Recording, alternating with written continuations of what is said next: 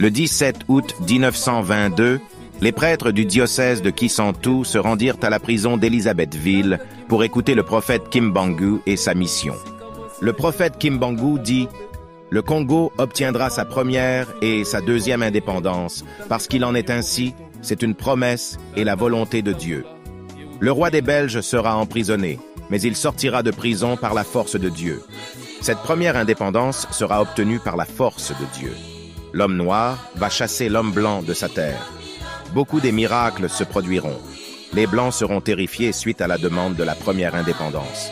Il y aura beaucoup d'obstacles, mais ceux qui auront été choisis pour cette mission vaincront absolument parce qu'ils auront avec eux la force de Dieu, conformément à son plan divin. Un fils Congo sera le leader de cette première indépendance et portera dans son cœur la marque de l'Esprit Saint. Il sera choisi par Dieu Tout-Puissant pour être le guide du combat, parce que l'ennemi s'introduira parmi ses différents responsables. C'est pour cela que le pouvoir sera pris par un étranger, un de ceux qui sont venus d'ailleurs.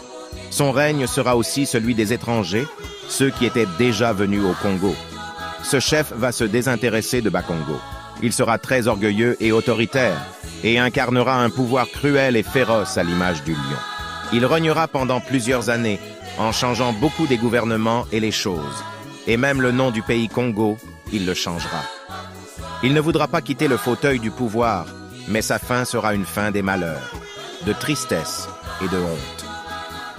Le Congo sera complètement détruit. Il y aura des malheurs, la population se lamenteront auprès de Dieu.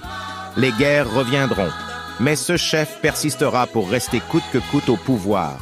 Les richesses du pays seront accaparées par des étrangers et s'amuseront avec l'argent du Congo comme ils le voudront. Les salaires des fonctionnaires seront payés très difficilement. Il y aura beaucoup de vols et de détournements massifs des deniers publics. Les routes et les entreprises seront détruites et en même temps, il y aura une désorganisation totale du pays.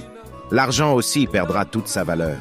Mais par la force de Dieu, la population mangera encore un peu de manière convenable.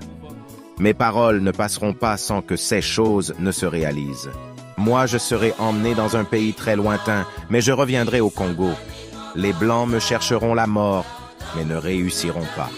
C'est pourquoi vous devez servir Nzambi Ampungu, Dieu Tout-Puissant, réellement, et abandonner les comportements obscurs. Beaucoup vont utiliser mon nom Kimbangu, dans la vérité et dans le mensonge. Mais vous les reconnaîtrez par les actes de leur comportement. La séparation avec les étrangers sera vraiment très difficile. Ceux qui ont été choisis pour cette mission vont à tout prix gagner, mais en vérité avec beaucoup de souffrance. Un leader émergera lors de cette séparation pour conduire ces événements, mais peu seulement l'écouteront et le suivront. Ce début seront très difficiles avec beaucoup de problèmes. Il subira les prisons, mais il l'emportera de manière absolue par la volonté et la force de Dieu. C'est lui qui établira un gouvernement qui donnera des signes forts pour la revendication de la deuxième indépendance. Bonheur et louange à ceux qui s'attacheront à lui.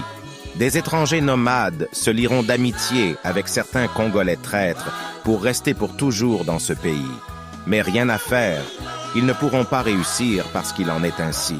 Malheur vraiment à tout enfant du Congo traître qui fera obstacle à cette voie, car il sera puni pour son comportement. C'est pourquoi persévérez à prier Dieu sérieusement, parce que le temps viendra où la volonté de servir le pays habitera les élus de cette promesse, ceux qui ont été choisis par la volonté divine.